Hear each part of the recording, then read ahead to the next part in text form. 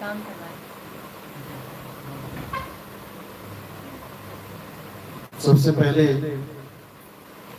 परमात्मा के नाम पे जयकार लगाएंगे, उसके बाद सत्संग शुरू करेंगे। बोलिए परमपिता परमात्मा की, सदगुरु बंदी छोड़ कबीर साहिब की, सभी संतों की, सभी भक्तों की, आज के आनंद की, सकल हंस को बंदगी साहेब बंदगी सत्ता। तो आज आगरा में परमात्मा के मूल ज्ञान का प्रचार किया जा रहा है। बड़े भाग होते हैं उन जीवों के जो इस मूल ज्ञान को सुन पाते हैं, क्योंकि जन्मों जन्मों के बाद ये ज्ञान इस संसार में प्रकट होता है। और उससे भी बड़े भाग होते हैं उन जीवों के जो इस ज्ञान को समझ पाते हैं, क्योंकि ये ज्ञान 100 बार सुनने पर भी समझ नहीं आता, और अगर समझ में भी आ जाए तो उस पर विश्वास नहीं बनता।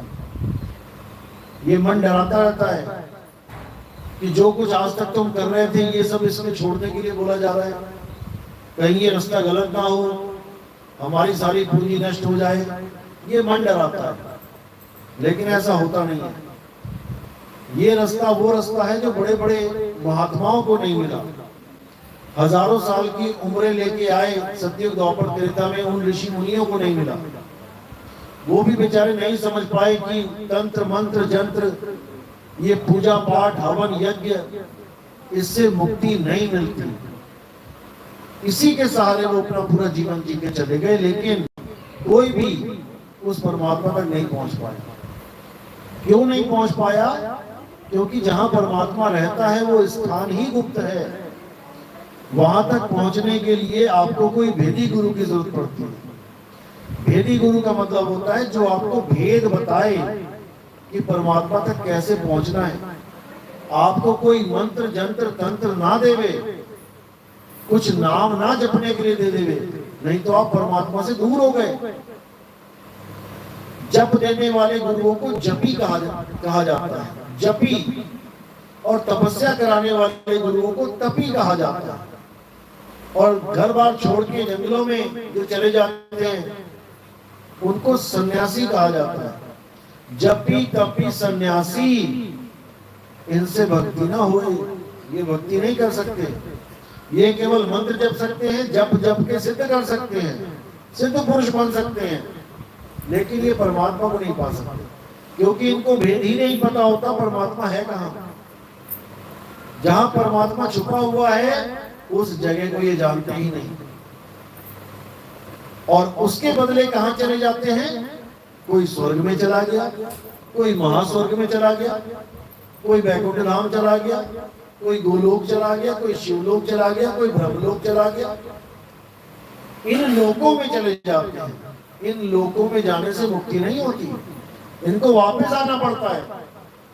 गीता में यही बोला गया, हे अर्जुन, ऊंचे से ऊंचा लोक, ऊंचे से ऊंचे लोक में गया हुआ भी जीव वापस आता है अपने कर्म भुगत के। जितनी पूंजी आपने यहाँ बनाई है उन लोकों में जाके आप उसको खत्म कर देते हो और वापस यहीं आना पड़ेगा। इसलिए जीवों को चाहिए कि वो एक ऐसी जगह चले जाएं जहां पर जाने के बाद कोई वापस नहीं आता।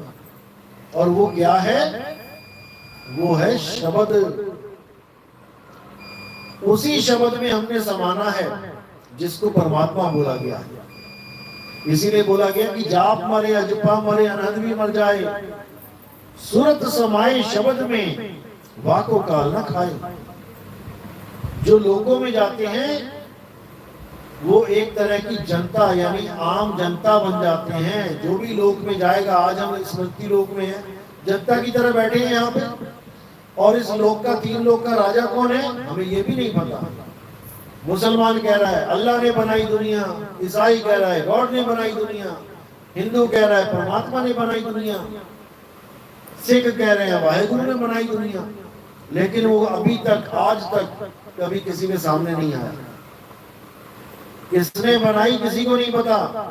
बस सब अपने अपने मत अनुसार लगे हुए हैं, परमात्मा ने बनाई, परमात्मा ने बनाई। और कबीर साहब क्या कहते हैं? कहते हैं रहना नहीं देश बेगाना है, और ये धरती कागज की पुड़िया, बूंद पड़े घुल जाना है। कागज कितना ठोस लगता है, सुबह अखबारें आती है, देखो कैसे ठोस लगता है। उसी अखबार को जरा पानी की बाल्टी में डाल के देखना एक बार, एक ही बार में चितड़े उड़ जाएंगे उस कागज के, अलग अलग हो जाएगा। इसी प्रकार ये धरती आपको ठोस लग रही है, देखो कितनी ठोस है। अभी बारिश आ गए 40 दिन, धरती ढूंढे नहीं मिलेगी, गई कहाँ? पानी में घुल जाएगी, बूंद पड़े घुल जाना है।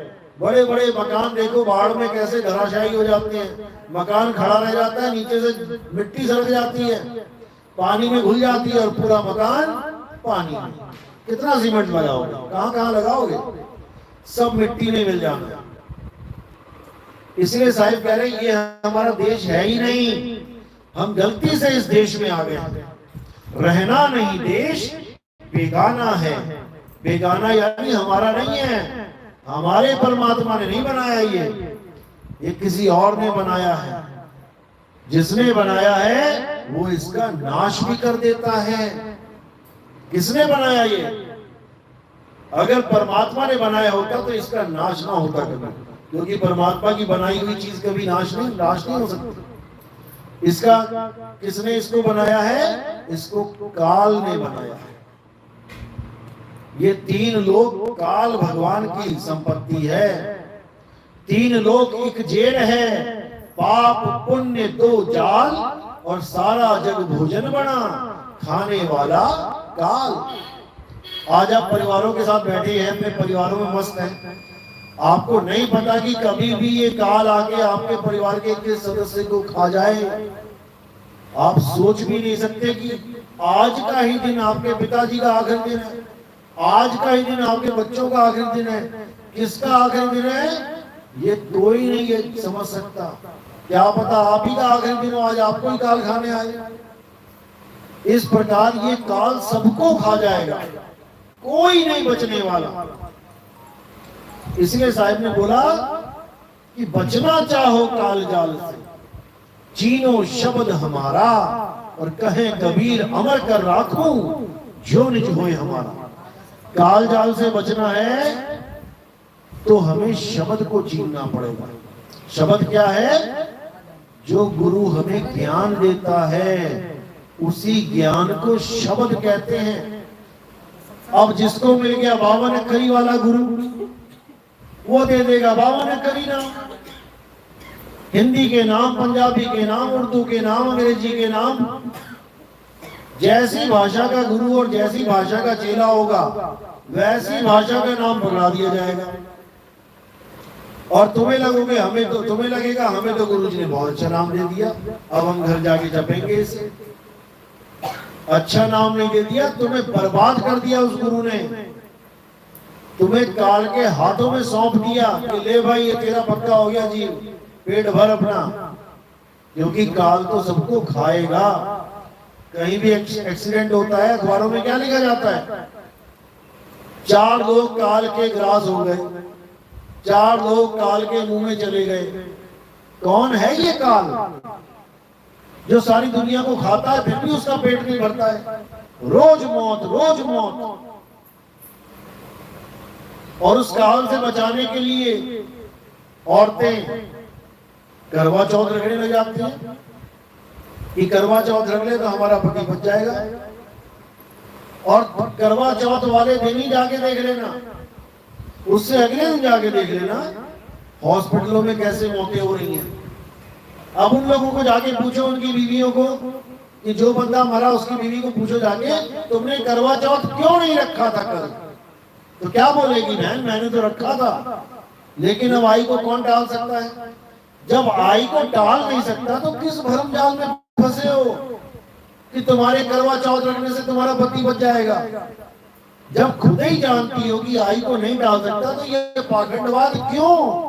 बस अपने मन को तसल्ली देने के लिए और लोक लाज के लिए कि कहेंगे देखो जी नई नई शादी हुई है, इसने करवा चौथ नहीं रखा, ये अपने पति को प्यार ही नहीं करती। जो प्यार करती है वो बचा लेंगी क्या? कोई नहीं बचा सकता। और अगर करवा चौथ से ही बचना होता तो मुसलमानों के तो रोज ही पति मर रहे होते। करवा चौथ नहीं रखा, अगले दिन पति खत्म, सारे मर गए होते। ये सब पाखंडवाद है, ये सब भरमजाल है, जिसमें हमें अच्छी तरह उलझा दिया गया। किसने उलझाया? ब्राह्मणों ने उलझाया। क्योंकि ब्राह्मण ना तो रिक्शा चलाते थे, ना किसानी करते थे, ना कोई काम धंधा करते थे। उनके पास एक ही चीज थी, कर्म कांड। लेकिन कर्म कांड को कौन माने? कोई नहीं मानता था पहले। सब वेदों के पुजारी थे। हमारे जितने ऋषि मुनि, यहां तक कि रावण भी वेदों का पुजारी था। वेद कंठस्थ थे उसको, और वेदों में कहीं पर भी किसी देवी देवता को पूजने का जिक्र नहीं था।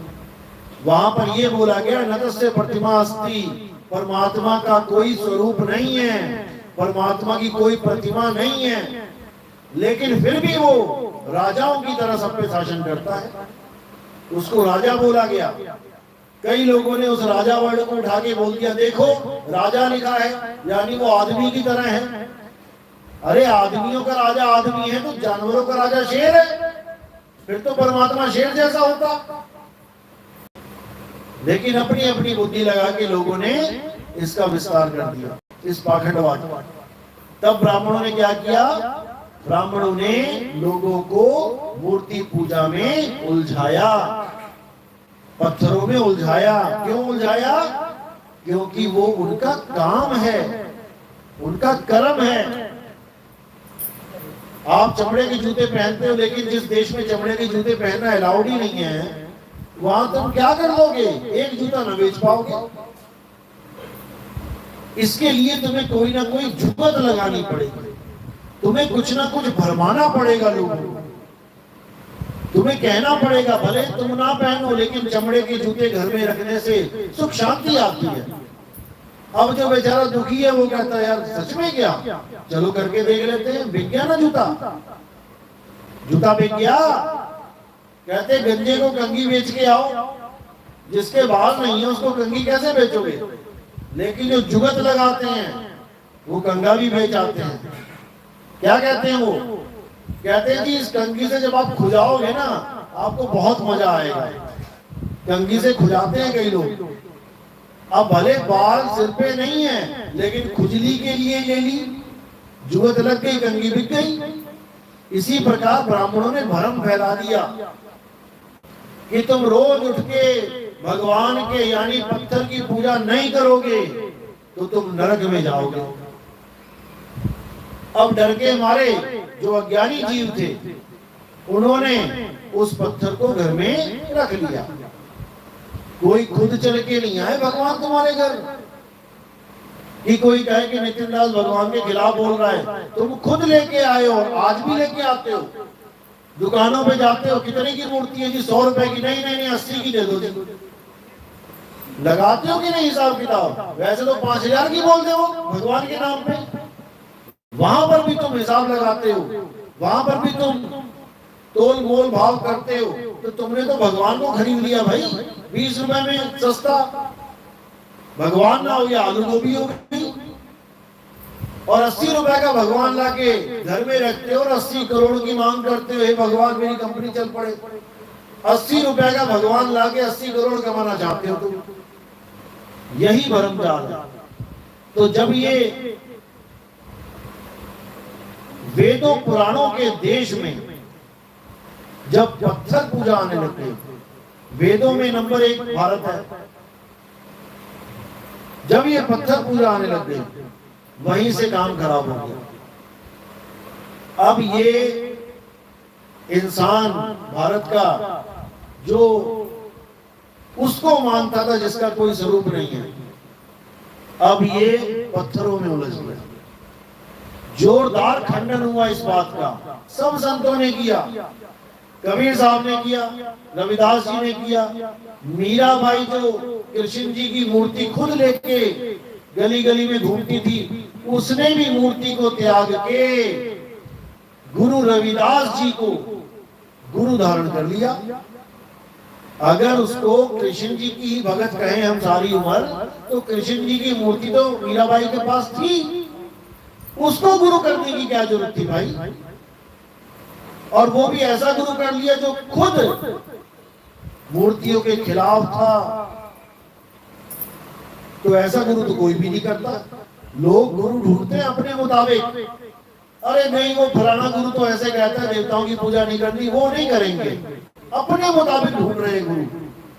अब ये नहीं कोई सोच रहा कि वो क्यों कह रहा है कि मूर्ति पूजा नहीं करनी है, इस पे कोई विचार नहीं करेगा। अपनी बुद्धि लगाएगा कि मुझे ऐसा गुरु चाहिए जो मीट मांस भी बंद ना करवाए, जो दारू पीना बंद करवाए, जो सिगरेट बीड़ी भी पीना अलाउ रखे, ऐसा गुरु चाहिए। तो ऐसे गुरु भी बैठे हैं मार्केट में, बुफे लगाए, कोई कमी नहीं है, जैसा तुम्हें चाहिए। जैसे मैट्रिमोनियल होता है, लड़का चाहिए जी पढ़ा लिखा भी चाहिए लेकिन 6 फुट का हो तो वहां 6 फुट वाला भी है, मीट ना खाता हो तो मीट ना खाने वाला भी है, और मीट खाता हो तो खाने वाला भी है। सरदार लड़का चाहिए लेकिन पगड़ी ना पहनता हो, वो भी अवेलेबल है। ऐसा सिस्टम बन गया है, जैसा तुम्हें गुरु चाहिए वैसा गुरु बन के बैठा हुआ मार्केट में बंदा। लेकिन इससे बात नहीं बनेगी। साहिब ने बोला पाथर पूजे हरि मिले तो मैं पूजू पहाड़। अगर पत्थर पूजने से हरि मिल जाए तो पहाड़ पूजेंगे बड़ा वाला, छोटा क्यों पूजे? और वासे ये चाकी वाली पीस गाए संसार। अगर पत्थर ही पूजना है तो चक्की की पूजा करो, जिससे तुम आटा पीस के अपने बच्चों को पाल रहे हो। लेकिन नहीं समझ में आता लोगों की। अब कई सवाल करते हैं कि जी हम गुरु धारण करना, लेकिन हम ऐसा गुरु धारण करना चाहते हैं जो देवी देवताओं की पूजा करता हो। भाई फिर गुरु बनाने की जरूरत क्या है? पंडित जी के पास जाओ ना, किसी भी मंदिर में जाओ, पंडित जी बैठे हैं, मूर्ति पूजा कर रहे हैं, भगवान की पूजा कर रहे हैं, आपको भी मंत्र दे देंगे। पंडित जी को क्या मंत्र कम पता है क्या? भगवानों के नाम पंडित जी को कम पता है क्या जो तुम गुरु ढूंढ रहे हो? पंडित जी के पास जाओ। और जो गुरु गुरु बन के बैठे हैं लेकिन काम पंडितों वाला कर रहे हैं, वो भी गुरु कहलाने लायक नहीं है। वो गुरु नहीं है, वो पंडित जी ही हैं। बस अब मंदिर छोड़ के, क्योंकि मंदिर में कितने लोग आएंगे ज्यादा से ज्यादा? भाई मंदिर भर जाएगा, पूरा दिन भी भरे रहे तो 2000, 5000, 10,000 से ज्यादा तो नहीं हो सकते। एक पंडित एक मंदिर कितना बड़ा बना लेगा? लेकिन गुरु बन के लाखों लोगों का शोषण किया जा सकता है, और कर भी रहे हैं लोग। हैरानी होती है कि गुरु में और पंडित में फर्क ही नहीं रखा। और कबीर साहब क्या कहते हैं? ब्राह्मण गुरु है जगत का, संतन का गुरु नाही।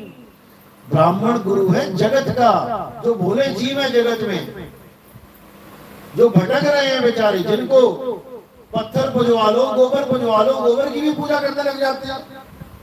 कुछ भी पुजवा लो, तुलसी पुजवा लो, पीपल पुजवा लो, चूहे पुजवा लो, सांप पुजवा लो, कुछ भी पुजवा लो भगवान के नाम पे, सब कुछ पूजने को तैयार है। ऐसे लोगों का गुरु होता है ब्राह्मण। ब्राह्मण गुरु है जगत का। अरे संतन का गुरु नहीं, संतन का गुरु ब्राह्मण नहीं होता, और ना ही विवेकी पुरुषों का गुरु ब्राह्मण होता है। विवेकी पुरुषों का गुरु कौन होता है? शब्द गुरु। विवेकी पुरुष तो देही को भी गुरु नहीं मानते। देही तो एक माध्यम है ये ज्ञान देने का।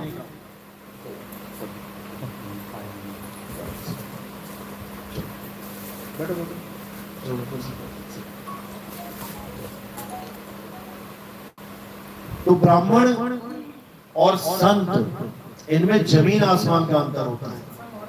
लेकिन अंतर तब समझ में आएगा जब सत्संग सुनोगे। बिन सत्संग विवेक न होई, और राम कृपा बिन सुलभ न सोई। जब तक सत्संग यानी सत्य का संग नहीं कर लोगे, जब तक तुम ऐसे भटकते रहोगे। लेकिन ये सत्य है क्या जिसका संग करना है? जब तक सत्य को नहीं जाना, कुछ नहीं जाना। तो सबसे पहले गीता देखो, गीता में क्या बोला सत्य के लिए? हे अर्जुन, इस दुनिया में दो प्रकार के तत्व हैं, एक असत तत्व और एक सत्य तत्व। असत तत्व तो सारे शरीर हैं, ये जितने शरीर बैठे हुए हैं ये सब असत है। असत क्यों है? क्या कारण है? क्योंकि हे अर्जुन, शरीर हमेशा बदलते रहते हैं और शरीरों का जन्म और मृत्यु होती है, इसलिए ये असत्य है। अब चाहे गुरु का होए, चाहे होए चेले का, चाहे भगत का होए और चाहे होए भगवान का, शरीर तो असत्य है। और शरीर कपड़े हैं।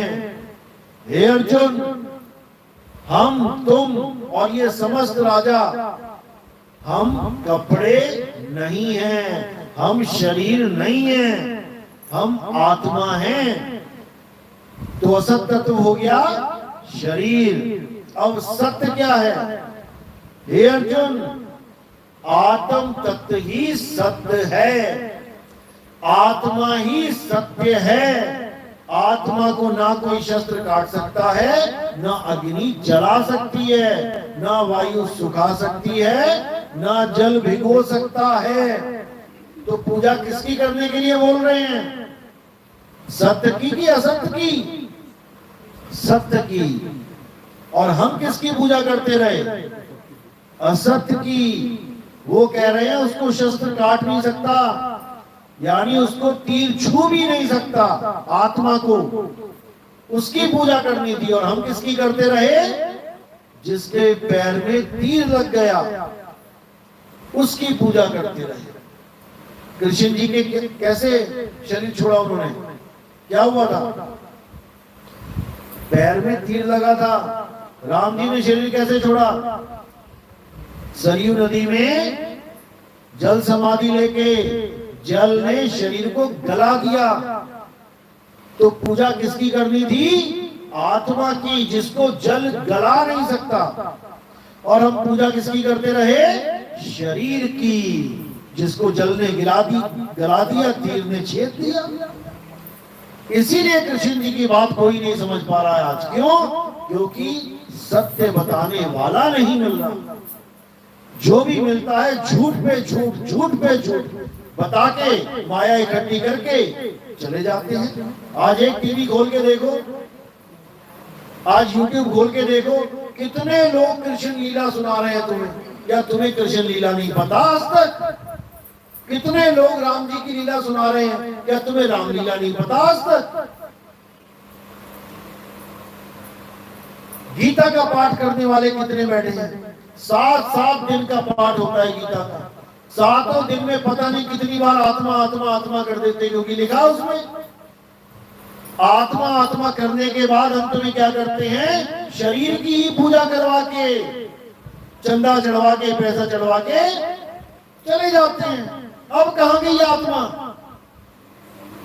अब कहां चली गई तुम्हारी आत्मा? अभी तक तो कह रहे थे कि आत्मा अजन्मा है, नित्य है, शाश्वत है। उठा के शरीरों की पूजा करवा के चले गए। शरीर भी पूजा में तब कहूंगा अगर स्वयं नारायण सामने खड़े हो, आप सामने खड़े हो और आपकी एक मूर्ति सामने खड़ी है, उसमें फर्क है कि नहीं? अंबेडकर जी सामने खड़े थे, भाषण दे रहे थे, और आज अंबेडकर जी की मूर्ति कहीं लगी है, फर्क है कि नहीं? जिंदा अंबेडकर के गले में माला डालना और अंबेडकर जी की गले में, मूर्ति के गले में माला डालना फर्क है कि नहीं? अगर जीवित शरीर खड़ा है नारायण का तो उसको माला डाल सकते हो, क्योंकि शरीर जीवित है, क्योंकि आत्मा वहां पर है, आत्मा की वजह से ही जीवित है। और अगर वहां पर मूर्ति को माला डाल रहे हो तो कहां का विवेक है भाई? एक जगह भी दिखा दो गीता में कहीं लिखा हो कि मेरे शरीर की पूजा करो या मेरी मूर्ति की पूजा करो, एक जगह भी नहीं लिखा। वहां पर कभी नहीं बोला गया कि किसी धर्म में मैं यानी मेरे शरीर की पूजा हो, कभी नहीं बोला। वहां तो ये बोला गया सब धर्मों को त्याग दे, सब धर्मों को छोड़ के एक मेरी शरण में आ जा।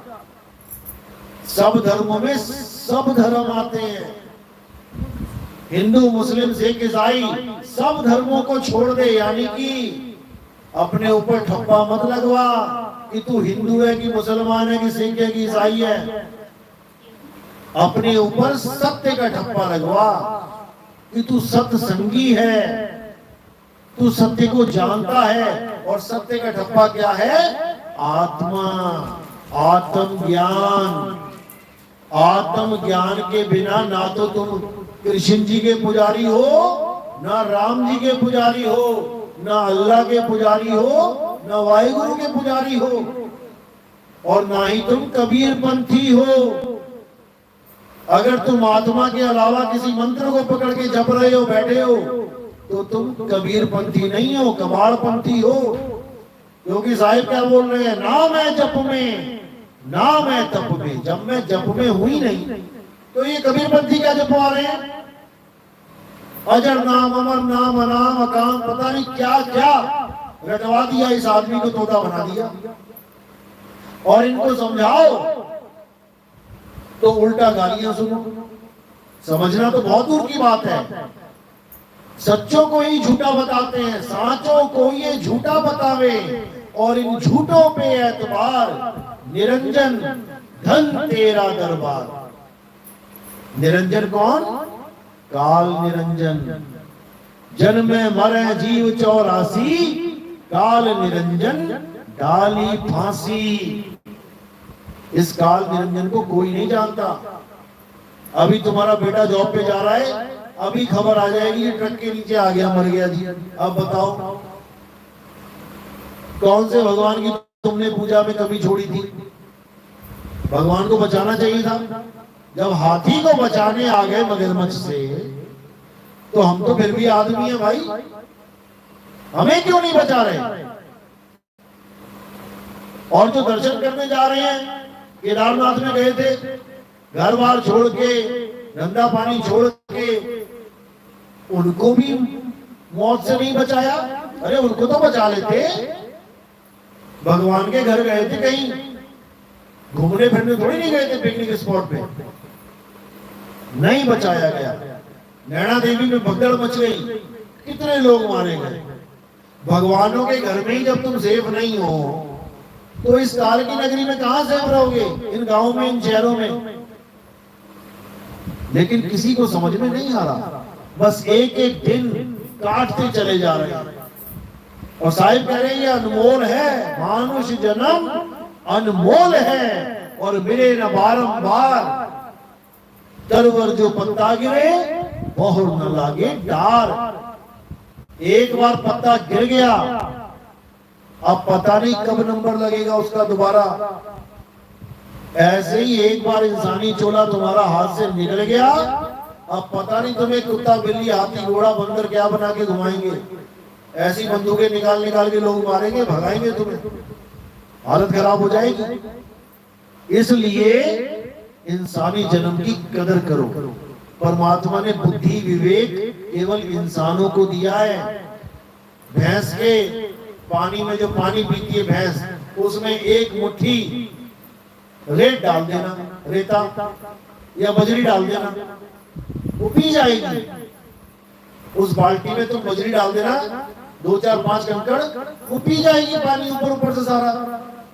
और तुम अपने ग्लास में डलवा के देख लेना, थोड़ा सा रेत, 2 4 कंकड़, पी लोगे क्या? नहीं पियोगे। एक मक्खी गिर जाए तुम्हारे पानी में, पी लोगे क्या? नहीं पियोगे। वो बात अलग है, आदमी बहुत शातिर है। पानी में गिर गई मक्खी तो फेंक देगा, चाय में गिर गई तो मक्खी निकाल के फेंक देगा, दूध में मक्खी गिर जाए, किसी ग्वाले के पास जाओ जो दूध चोराए भैंस का, भरी हुई बाल्टी में 10 मक्खियां गिर गई, अब वो क्या फेंकेगा? दूध फेंकेगा कि मक्खी? मक्खी फेंकेगा, दूध नहीं फेंकेगा, क्योंकि बुद्धि है उसके पास। और तुम लगा लो तुम्हारे घी में, 2 किलो घी में तुमने घी बनाया, उसमें मक्खी गिर गई, तुम घी फेंक दोगी 2 किलो? तुम भी मक्खी निकाल के फेंकोगी। ये विवेक है। पानी फेंक दिया क्योंकि दोबारा मिल जाएगा, फ्री का मिल रहा है यहाँ पे। घी नहीं मिलेगा 1000 रुपए का।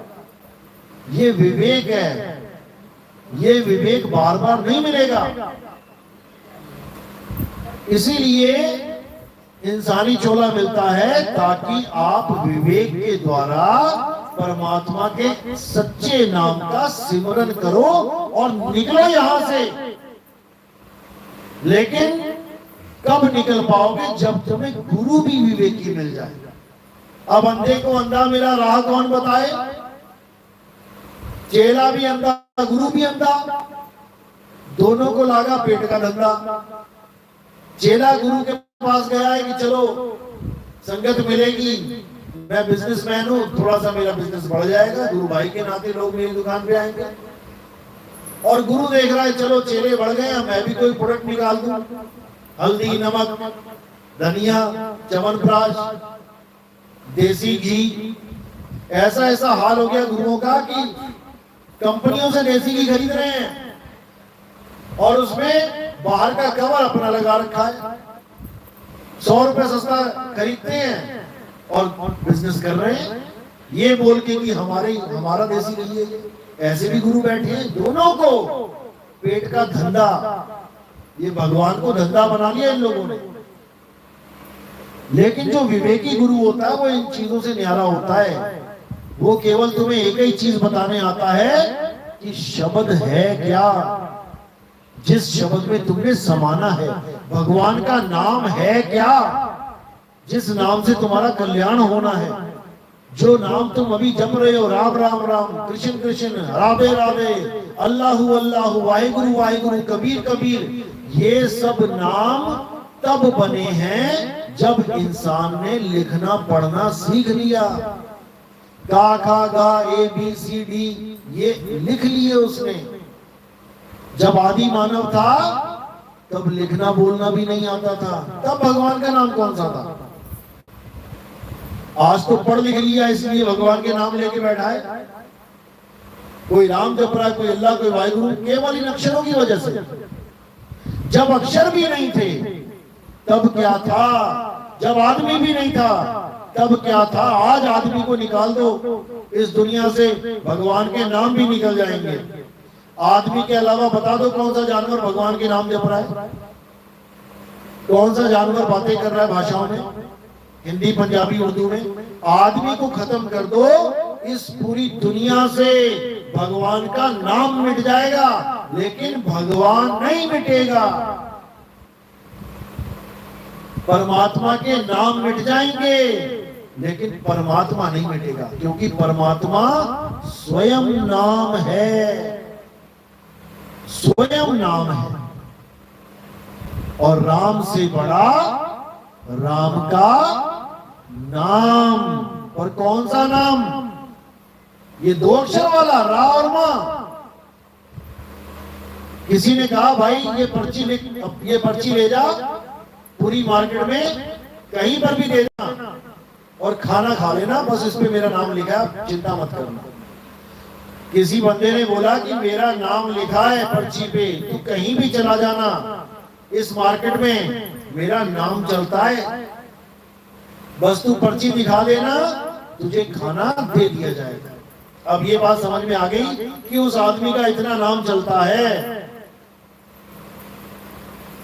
कि कहीं पर भी उसके नाम को भी कोई अनदेखा करने वाला नहीं है। अब राम जी की बात करते हैं। राम जी समुद्र के सामने खड़े रहे कि मुझे रास्ता दे दो। रामायण में कितने दिन खड़े रहे? कितने दिन? कुछ पता है? 3 दिन बताते हैं। 3 दिन तक अरदास करते रहे कि हे समुद्र देव मुझे रास्ता दे दो। मैं लंका में जाना चाहता हूं, मुझे रास्ता दे दो। शिव जी के शिवलिंग की भी पूजा कर डाली। पता है ना, एक फोटो आती है कैलेंडर में, राम जी शिवलिंग की पूजा कर रहे हैं।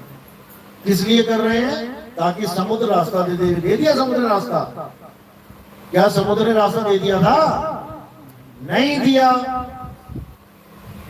जो स्वयं समुद्र के सामने चले गए और उनके जाने के बाद भी उनको रास्ता नहीं दिया जा रहा है, तो क्या उनका नाम पत्थर पे लिख के समुद्र उसका उन पत्थरों को तैरने देगा?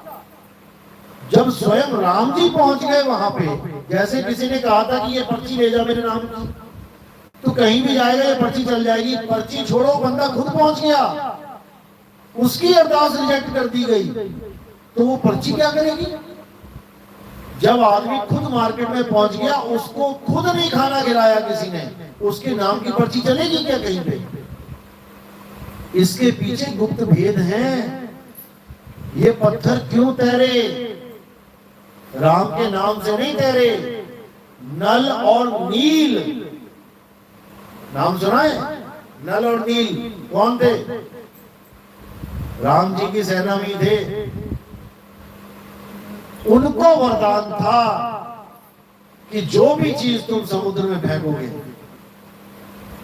पानी में फेंकोगे, वो डूबेगी नहीं।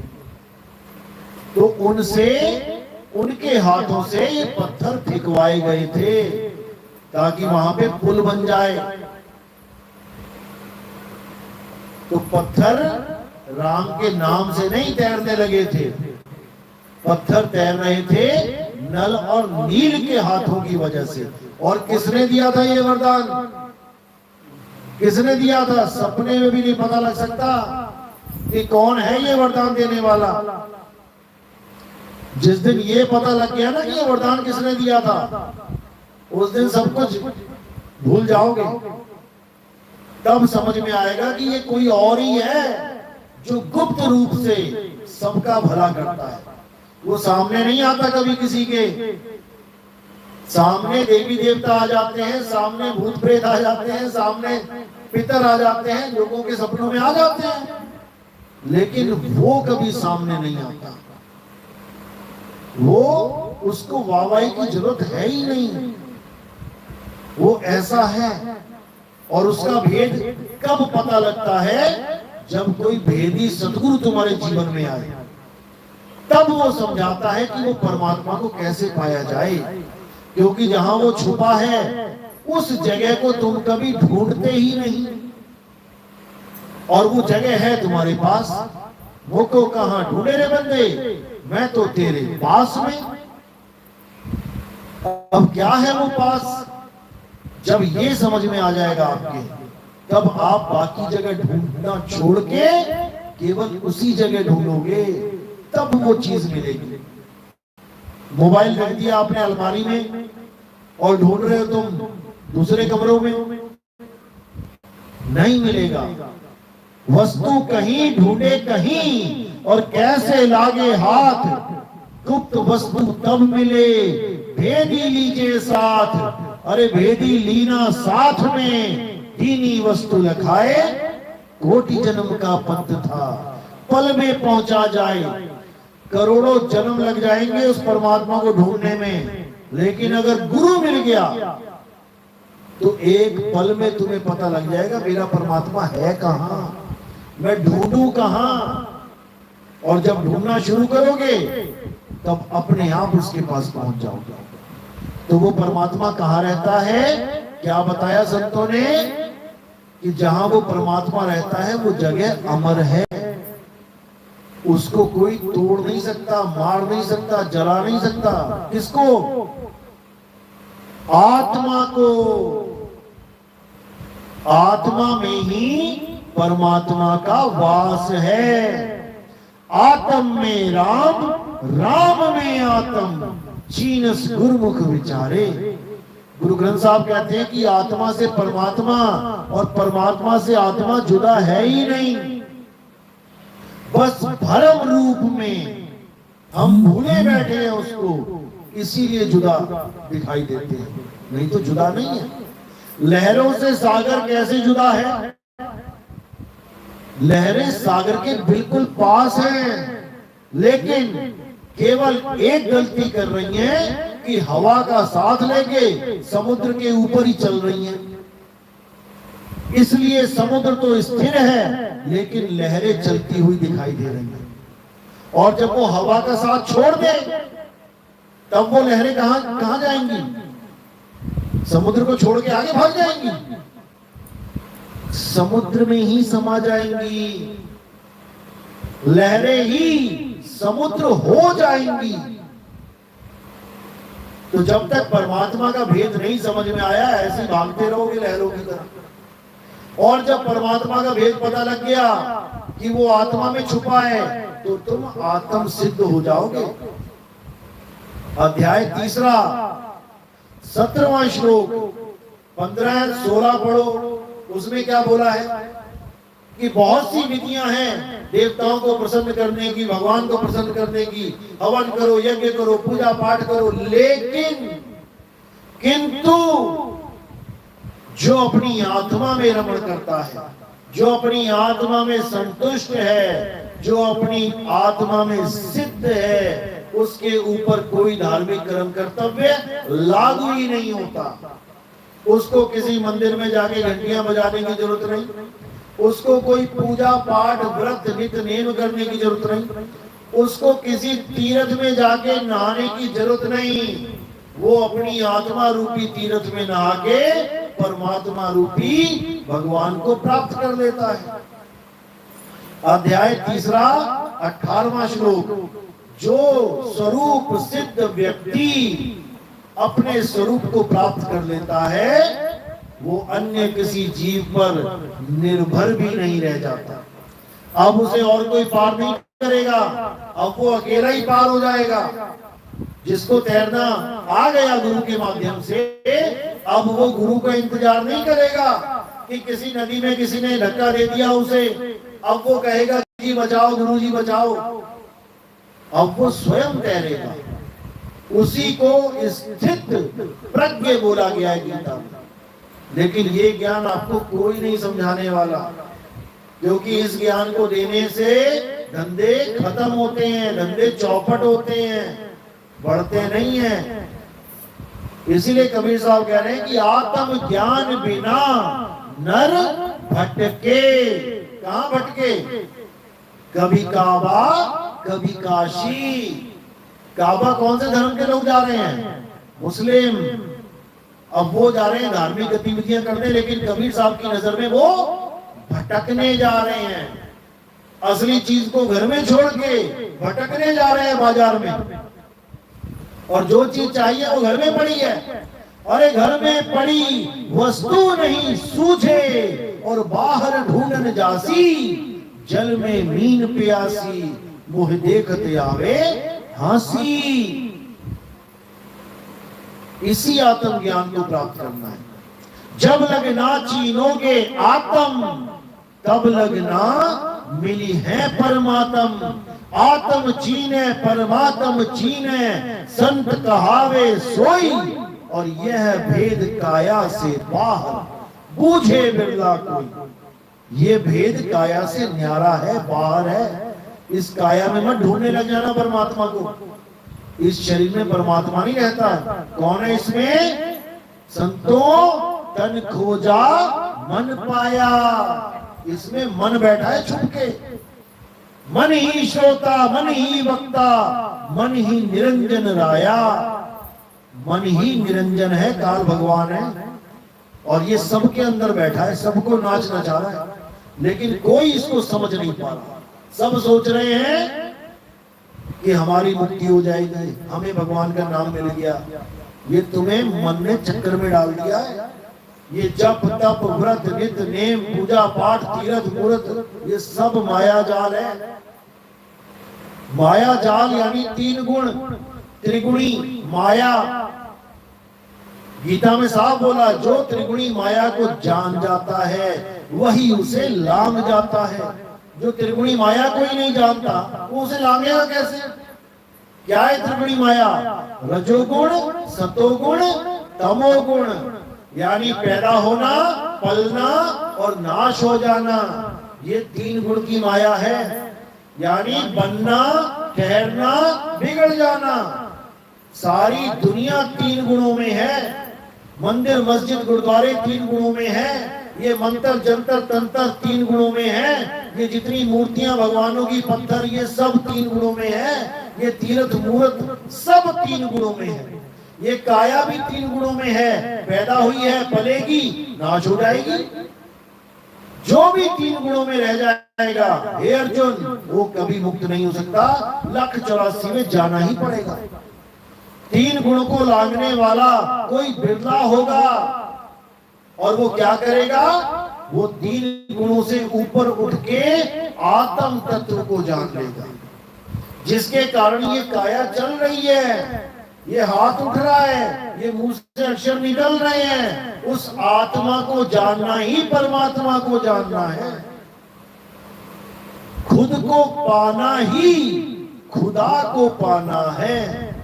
लेकिन किसी के समझ में नहीं आ रहा है। सब भेड़ चाल में लगे हैं। बहन तू कहां जाती है? मैं तो उस मिशन से जुड़ी हूं, चल मैं भी चल पड़ती हूँ। कुछ तो ऐसे चली जाती हैं। कुछ कहती हैं, बहन तू कहां से जुड़ी है? मैंने तो कहीं से नाम नहीं लिया। अरे चल हमारे यहाँ चल, बाबा जी से मिलवाती हूँ। और क्या कहेगी? घर में सुख हो जाएगा, शांति हो जाएगा, ऐसा हो जाएगा, वैसा। बाबा के अपने घर में सुख शांति ना हो बोले।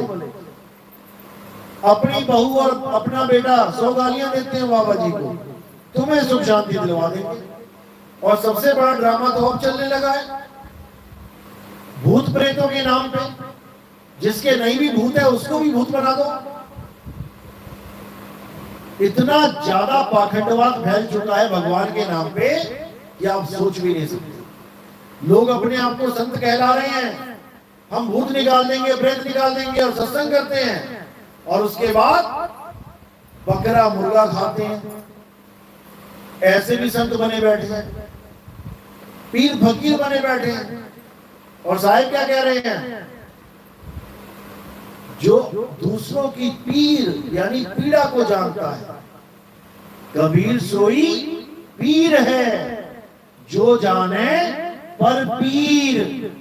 और जो पर पीर न जानता, सो कहेगा पीर। जो दूसरे की पीड़ा में खुद को महसूस करे।